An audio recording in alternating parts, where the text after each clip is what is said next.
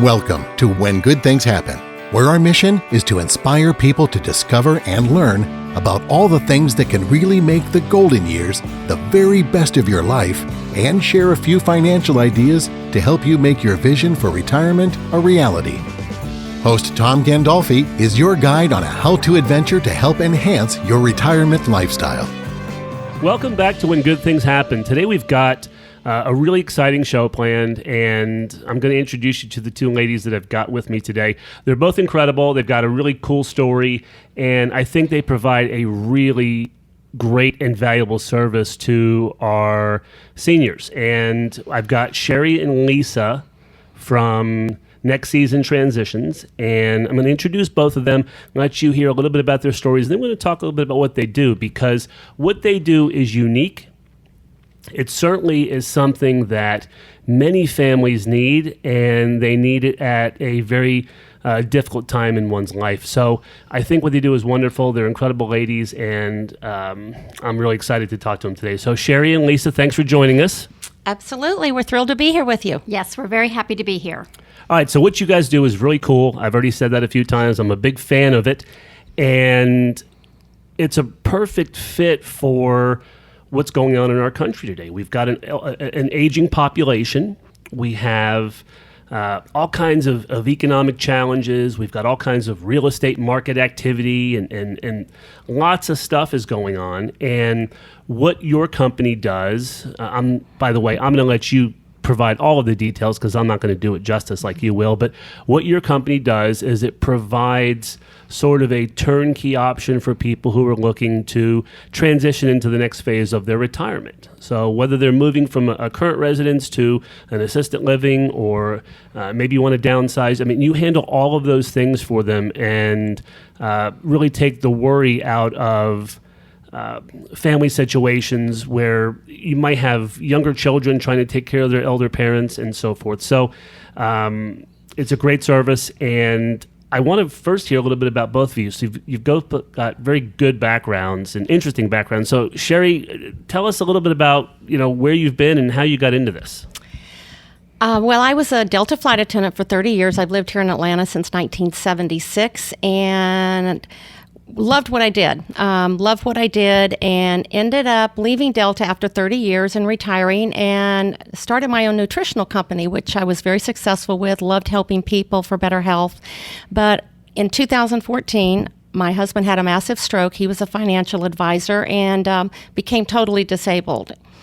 That rocked our world, to say the least, and I had to figure out how I was going to manage and navigate that whole situation. He had to come home with full-time care. We had to handicap the house, totally disabled. And it was a journey that I was just thrown into and had absolutely no idea how to manage and how to navigate. But on top of that, my parents came to visit that same year, and unfortunately, my father had a stroke in my house. He was totally disabled, and they were from Missouri, and we had to put him in a personal care home here in Atlanta. So at that time, I had my husband at home, full-time care. I had to be there for him, and my father was at 5 minutes away. And my mother, we had to finally transitioned her out of Missouri to Phoenix, Arizona, to be by my sister in an independent living. And that same year, an aunt who had no children fell and broke her back. I was responsible for her medically and financially, and I had to fly up there, find a nursing home, and I was left with 2 homes in Missouri to clean out, no help, absolutely just sitting there at the computer. I called it Googling and crying. That's all I did. And I had to find all these resources. And when a family or a person encounters this time with a loved one or a parent, you are just in a different world. You're transitioned into a different world that you have no idea where to start, what step is first, who to call, who do you trust, what is the correct information. So saying all that, it was a very interesting time that I learned a lot.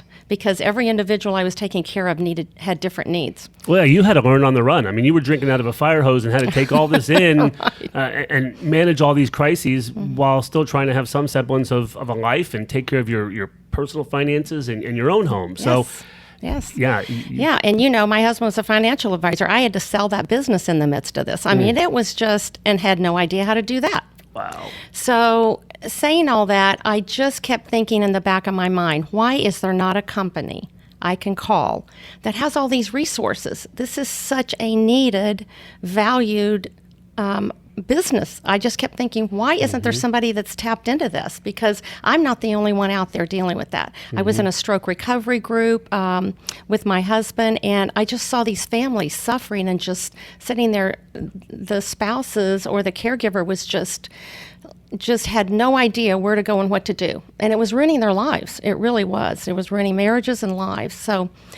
So that's kind of where my journey was. That's how you got here, yeah. That's how I got here. I saw a need, and Lisa and I had been friends for years, and I'm going to let her tell her story, but we just really bonded over the fact that families, we care about people, and the fact that people need help, and they need somebody to trust, a valued source, and that's what we thought we could really bring to them in forming this company. Yeah, that's great. And, obviously our lives are so centered around where we live. And that's how our lifestyles are built. And, our homes are our homes. And I don't know that there are any parents anywhere that actually ever want to leave their homes. So that's something you probably got to handle. And I think Lisa's expertise is a little more on the home side of this. And I'd like to hear from her and, kind of how you got into it. I know you I hope you didn't have to deal with as much tragedy as Sherri had. But I'm sure you came to this in a compelling way as well. So tell us about it. Yes. So in 2002, I became a real estate agent. So I got my license in 2002. Was fortunate enough to work on Mark's Spain team. He was early on in his career and was able to get on his team. And I had worked for him for about 12 years.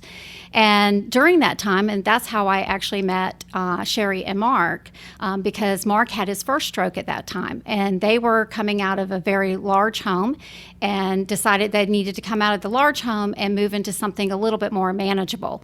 So that's how we kind of connected and saw all the challenges that she was going through with that first stroke. And then, of course, during that time period, my father passed away at a young age.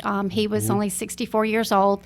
My mom was 59, and she was not very independent, and her whole world came crashing down. My dad had a massive heart attack.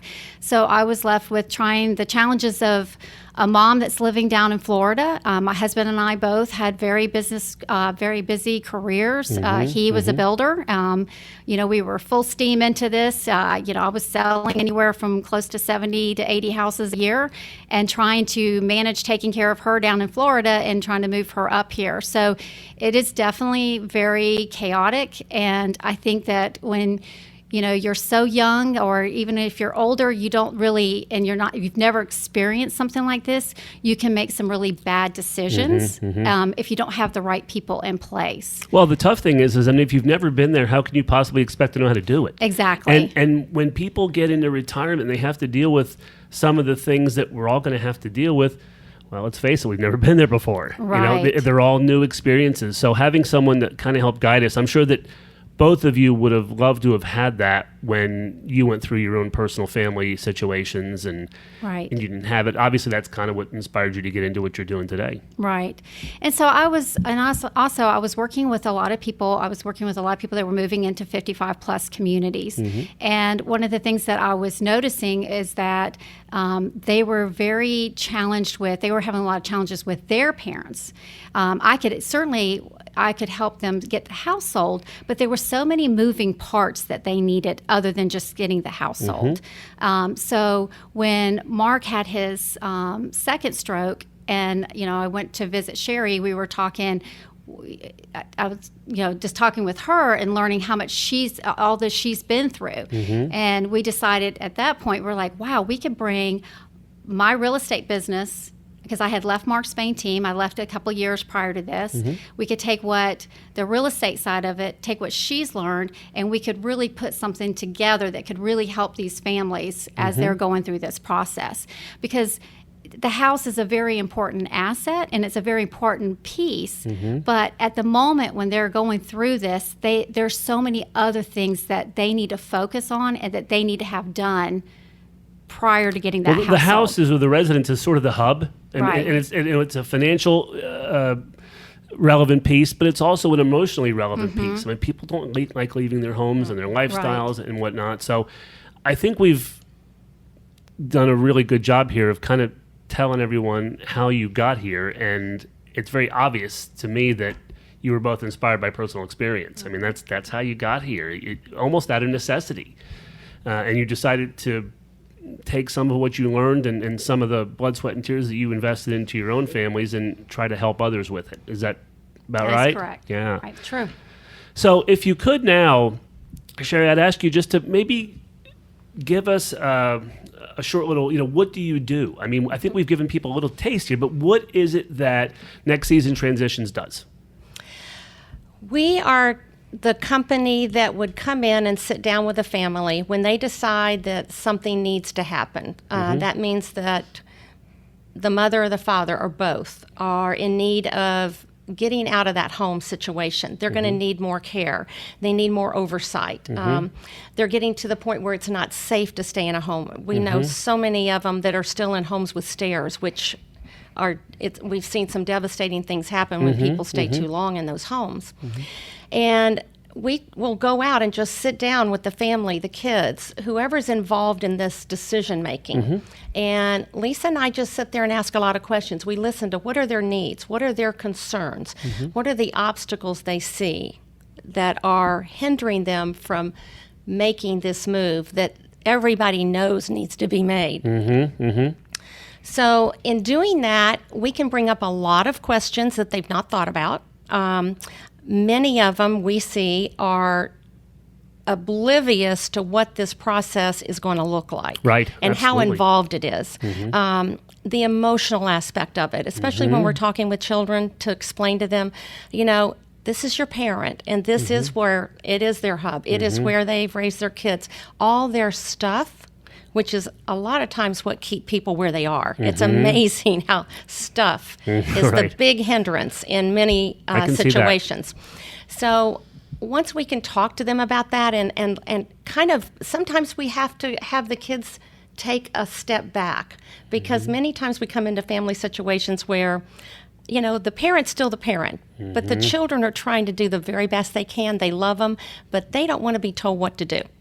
Right. Oh, yeah, I can see that. Yeah. So many times it's just a matter of bringing in that third party and letting somebody sit down and talk through with your parent. Ask enough questions to let them think that this is their idea. Let them come to their conclusion they need to do this. And we're very good at helping them see that by laying out a picture. That's great. I think that's probably something that people don't even consider that they might need going into this. But yeah, I mean, I lost my mom a couple years ago, and I mean, till the day she left, she wanted to be in charge. I mean, I was certainly, in a position to help her and make her comfortable and do all those things, but she was the mom. She was my mom, and she wanted to make the calls. And I think a lot of us probably go through that. So it's kind of like, and I'm sure probably both of you and maybe some of the folks that are listening have been in this situation before. Think about when we were younger. We never wanted to listen to our parents. No. But if the neighbor said something, or one of our teachers said something, or maybe even an aunt or an uncle or something like that, well, we'd listen to that. That was okay. But if our parents said it, no, it was like fingernails on the chalkboard. I think some of that role reverses when our parents get older, and they may not want to listen to their kids because we are their kids. They raised us. They don't want to be a burden to us. And I think that sometimes the parenting instinct takes over. And even when we want to help our parents, they, in the back of their mind, think that they're being a burden to us.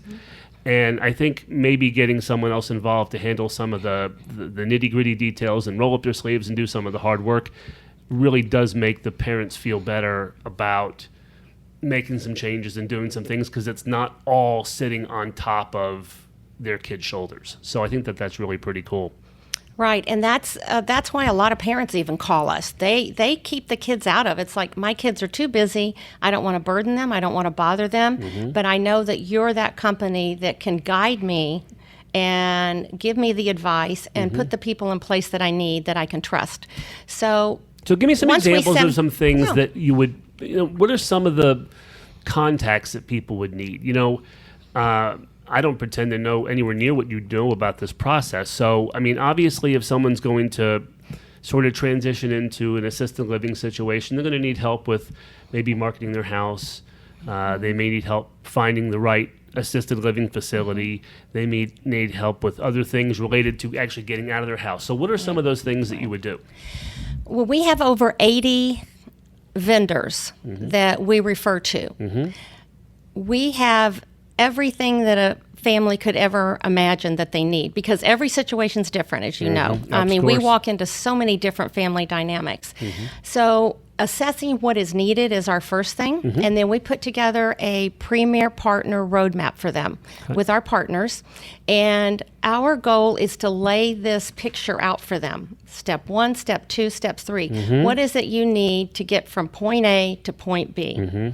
And all those things in between, we can provide for them, put in place, and manage the process. That's great. Which a lot of people, can't even fathom that there's somebody out there that would do that. And that's why, again, they stay in their homes too long.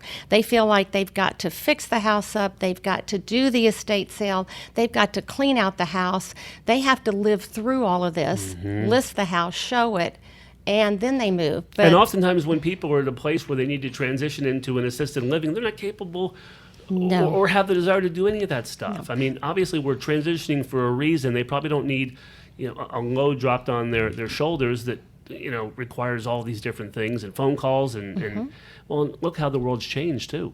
Right. The world's a lot different in 2021 than it was even just a few years ago.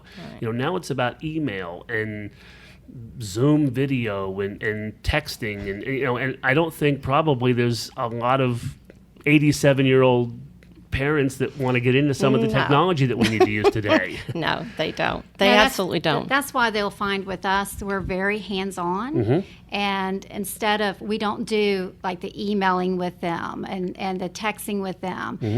We keep them very much involved with personal contact. That's good. Of course, with the COVID thing, we had to be a little bit more careful with that. But we're constantly making them feel a part of this transaction. And if the parent is still mentally can make their own decisions, then we sit down with them and let them make these decisions along with their children. But we're not trying to isolate them. We're trying to do it as if they want their children to be there, then we're meeting as a group and then just taking them through, like I said, step by step. So everything kind of starts with a phone call. Someone contacts you and says, hey, we've got this situation. We would love to maybe talk to you a little bit about what your thoughts are and how this could be handled. And then you'll meet with the people, I assume. Is that correct? We go out to the home. We want to see what's going on in that home, because a lot of times, a community will call us. A lot of the assisted livings, independent livings, we're a very good resource for them, because somebody will walk in there, take a tour, and then they know they want to go, they want to be there, they need to be there, but they go home and just sit there and they're overwhelmed by their stuff. Right, again. I can't do this. I can't do this. I don't even know where to start. And a big thing with the elderly population is trust. Having people in their home, not even understanding, what they're supposed to be doing or how to do it or who to call. So we put together that roadmap for them. That could include, most of them are going to need downsizing. They're going from this bigger house to a much smaller much space. more manageable situation. Yes, right. yes, Well, that's yes. obviously one of the reasons to make a transition. Right. And so we get our downsizer in there, a move manager. We put move managers in place. They come out. They're going to walk through that house with them and really look at the whole picture of what do we need to do here. Do we need to declutter first? Do we need to maybe start, donating some items? We talk about the estate sale at that point. Are we going to have enough left? We always really encourage the families to get the children in there first, or whoever they want to give things away to. So then Makes we sense. know what is left. Right. And so that move manager is going to be that person that helps them place the furniture. They're going to go measure their new place. They're going to fit everything in there. They're going to make sure they don't take too much. We always try to take, the things that they've got, so we don't have to buy anything new. Right. Not put them to any new expense. Right. And they move them in there and set them up perfectly. I mean, they don't have to lift a finger. Our clients have the choice of doing as much as they want or as little as they want. That's great. And most of them can walk into a room and it's perfectly set up for them. The lights are on, the sheets, the bed's pulled back, everything. That's kind of nice. I like that myself. Yeah. And the kids love that because you know what? They don't have the time. You've got a busy life. If you had to help your mother, I did. I had to have somebody. I had to hire somebody like that to help my mother. Right. So it's a very organized system that we take that step first. And then our goal is to get them to that new place, get them to their beautiful new home, move them out, and then Lisa and I come back in and we handle everything else. And it's pretty much, if they want to be hands off from that point, it is. We have the estate sale people come out. We helped conduct that. We help clean out the house. If the house needs anything done to it, Lisa's got those contacts. Our goal is, to do this as quickly as possible because a lot of them want the money out of the house. Right. So you can do this really for people who are moving into an assisted living, but it also really could apply to someone who just wants to downsize. Yeah, that's correct. correct. I've been in my house for quite a few years now, and the real estate market's pretty hot right now, so we've been having... It's a very robust... It's robust. Yes. So I think everyone's kind of looking at these new house values and go, wow, my house is actually worth that, and what should I do about that? But you look at all of this stuff, Sherri, to use your term, that you've accumulated over, 5 years, 10 years, 15 years. Sometimes it's 20, 25, or 30 years How they've about been 50? in the same 50 years in the same We're house. dealing with some 50, yeah. So they may really want to make a move, but they don't really know where to start. So I actually think even for some younger retirees that want to make this move, they want to maybe downsize or just relocate. It doesn't even necessarily have to be a downsize. But they look at all of their stuff and they go, oh, I'm just not signing up for this right now. But I think you guys could help them too. Well, we actually do. We work with a lot of clients that are just looking to get out of that 2-story home with a full finished basement. They're just wanting to get to, one level living and go from a 5,000 and 6,000 square foot home to, something that's a little bit more manageable to 2,000 square feet. Absolutely. And I think it's really important, when people can move together, before tragedy happens, and as a couple, if you can, because it's painful to move, it's not fun, and if you can do that together and pick out that new place and make sure that that's a place that if one of you passed away, that the other partner would feel comfortable living. Right. So I think Makes that's sense. very important, and I think it's important to do it while you're still healthy. Because one of the things that we see is that people are just waiting way too long. And even the children are waiting too long for their parents. They keep putting it off, and they put it off because they look at it and they see, oh, I just don't have time for all of that. It's a full plate, right. It's a full plate. It's a full plate. Right. But with the services and our vendors and the resources that we have, it's not as stressful as they think it is. Yeah, that makes some sense. Yeah. So tell me a little bit about how the real estate side of this goes. I'm sure that people are going to listen and go, well, this sounds really, really good, but, I want to make sure that they come out of this okay financially as well. So, you've got a lot of experience in the real estate market. I'm sure you go in and you kind of have a heart-to-heart with them about what they think they can sell their house for versus what they really can sell it for and how all that's going to work. So can you just walk me through the real estate side a little bit? So with my older clients that have lived in the home for 40 or 50 years and the ones that have not made any cosmetic changes, one of the things that they typically ask me is, I just think I'm going to have to do all this work. I'm going to have to put those granite countertops in. I'm going to have to remodel those bathrooms. I'm going to have to remodel the kitchen. Not in a market that we are in today. You can sell that home as is and still get top dollar. So what I'm encouraging families today is if you think that you're going to be wanting to move, you need to do it now because what we're seeing is as is homes are getting top dollar. They're getting over list price. We're in bidding wars. There's a lot of investors out there. They're just even looking, if you're in a community that allows rentals, they're just even looking for rental homes. So it's a great time that if your mom is having to move into assisted living, because we all know that can be expensive. At least if you're going to exit the real estate market, you are exiting out at the highest end. So your parent is making the most money that they can on their home, and then they can put it into a safe place. Because I've been doing this long enough that when the market turns and it goes down, the homes that are not fixed up will take the hit the most. And that's when you would have to start getting more creative about doing those repairs and doing those updates to try to compete with other homes. So not only are you dealing with maybe a financial downfall, you're also dealing with the hassle. And, right. Let's face it, contractors are not the easiest folks to work with, and they're not certainly the most dependable folks to work with. I'm married to one. Yeah, sorry about that. No, that makes a lot of sense, actually. And I think that the market being as hot as it is right now really is an advantage. Right. We've been taught since we were little or much younger that we should buy low and sell high. Well, right. It's about as high as it's going to get right now, at least in my estimation from where I sit and from what I look at. Right. And I just don't see the other thing is that we're challenged right now because we have we don't have enough contractors out there. We have building materials that are on backlog. So it's, I just would not advise my client to go down that path at this point when I can show them that I can get, a high dollar amount for the home because they may be waiting 6 months in order to get the house fixed up. Right. And in 6 months in our market is a very critical time. Sure. Well, the interest rates may have risen significantly over those 6 months. We may have a situation where the prices have stopped appreciating and maybe you're going the other direction. So right. You may actually spend all the blood, sweat, tears, and time on fixing the house up or updating or whatever and get no more money. Exactly. And that's not something that people really want to get into, obviously. So when we go out there, when Sherri and I make that first consultation appointment with them, I am prepared when I go out there and see the home, they are actually getting a market analysis at that point. So what I give them is what I feel that I can sell it within the next 30 to 60 days, and also give them a time frame of how quickly that I can get the home sold. So I'm very realistic. I don't try to just get a listing agreement signed.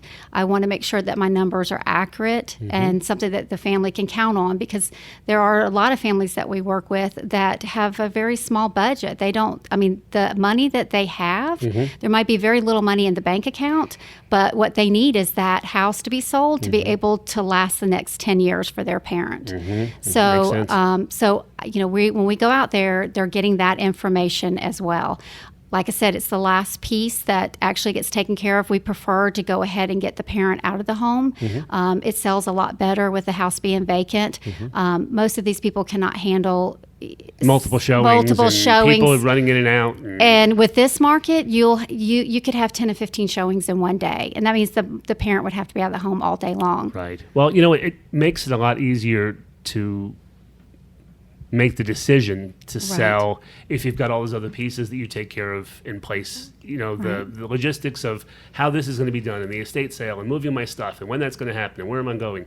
All of those things being in place make the decision to actually sell your home and move to the next phase of your life a little bit easier, I think. And the other thing that we do when I go out there is I've already pulled title work on the property, and I'm already seeing how the property's titled, so that when we first visit with them, I already know who's going to need to sign? How's this property deeded out? Is mom living, but dad passed away, but the house wasn't in joint rights or survivorship? Has everything been taken care of? Because what I don't want to do is move the parent out and they start having a large cost on being in, assisted living, independent living, and then now I'm delayed because I can't get the house sold quickly. Title work's not right. Title work's not done right. So we make sure all of that is done way ahead of time. And then that way, if we need to get them with one of our elder law attorneys, we need to get things taken care of. Do we have financial power of attorneys? Do we have, the correct power of attorney in order for me to be able to get to the closing table?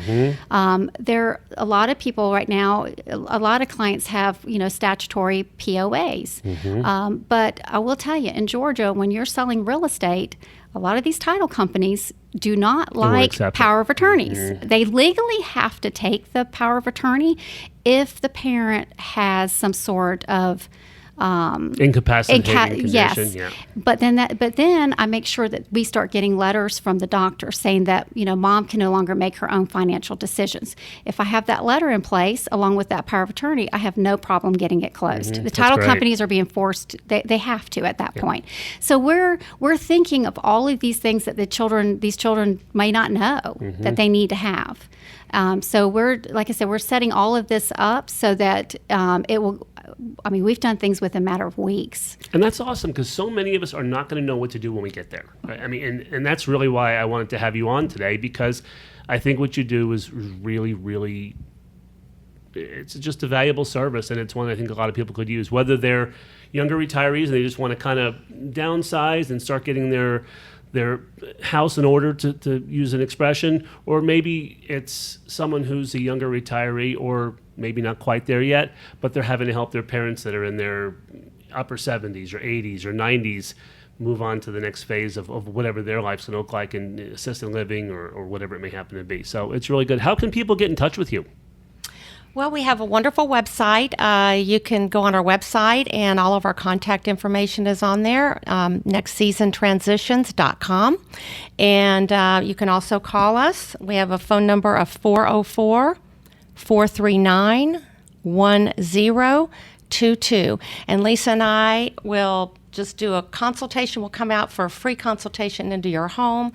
We can talk to you on the phone if you prefer that, but we're just here to give some guidance and some perspective on what's going on. Whether something's carefully planned or it's totally out of the blue like mine was, it can still be stressful and it can still be chaotic, and that's what we're here to do. We're here to take that stress and chaos out of it for you. It doesn't have to be that way. Many on our website, people will read, so many of our clients have just said, I didn't believe it could be that easy, but it was. So, that's great. I just want families to know that they're not alone in this. Don't feel isolated. Don't throw your hands up in the air and just think you're in this by yourself, because any little advice we can give you or whatever, we're here to help. That's why we formed this company. I went through a lot.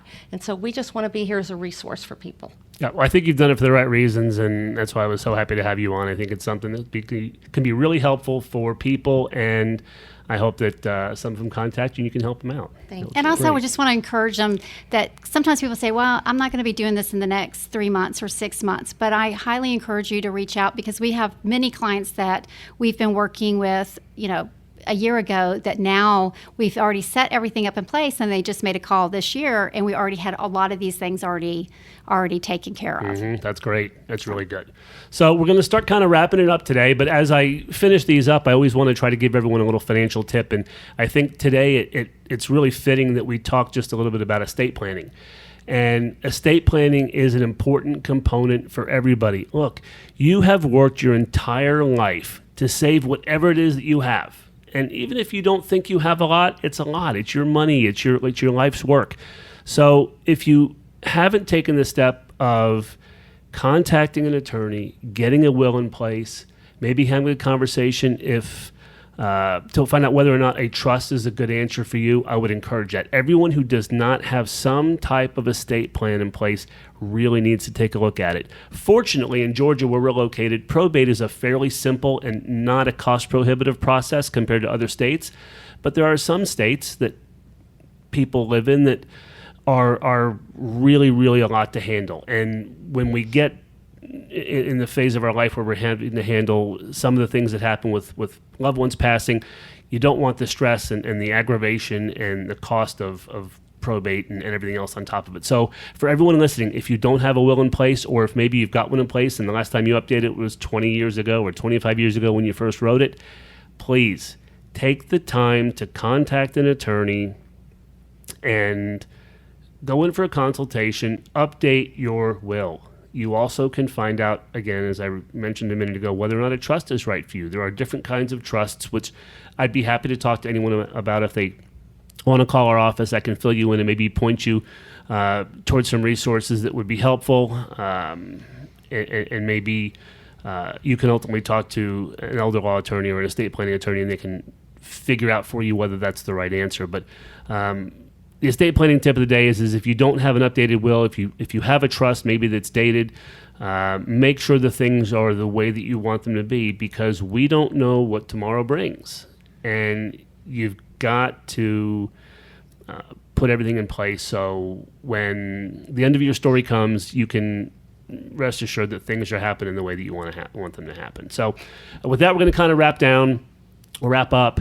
And I hope everyone joins us on the next podcast. We're going to kind of go in a little different direction. We're going to talk about the great outdoors, which is really fun, and maybe give some people some inspiration to get out in the fall here and have a little fun now that the world's getting back to normal. So thanks for joining us. Really appreciate everyone, and we'll see you next time. Thank you for listening to When Good Things Happen. If you enjoyed today's show, visit whengoodthingshappen.com to share your retirement lifestyle dream, access information about our guests, and sign up for our newsletter. Be sure to rate and review us wherever you listen to your favorite podcasts. Three Bridges Financial Group is an independent financial services firm that utilizes a variety of investment and insurance products. Investment advisory services offered only by duly registered individuals through AE Wealth Management LLC, AEWM. AEWM and Three Bridges Financial Group are not affiliated companies. Investing involves risk, including the potential loss of principal. Any references to protection, safety, or lifetime income generally refer to fixed insurance products, never securities or investments. Insurance guarantees are backed by the financial strength and claims-paying abilities of the issuing carrier. This podcast is intended for informational purposes only. It is not intended to be used as a sole basis for financial decisions, nor should it be construed as advice designed to meet the particular needs of an individual situation. Three Bridges Financial Group is not permitted to offer, and no statement made during this show shall constitute as tax or legal advice. Our firm is not affiliated with or endorsed by the U.S. government or any governmental agency. The information and opinions contained herein provided by third parties have been obtained from sources believed to be reliable, but accuracy and completeness cannot be guaranteed by Three Bridges Financial Group.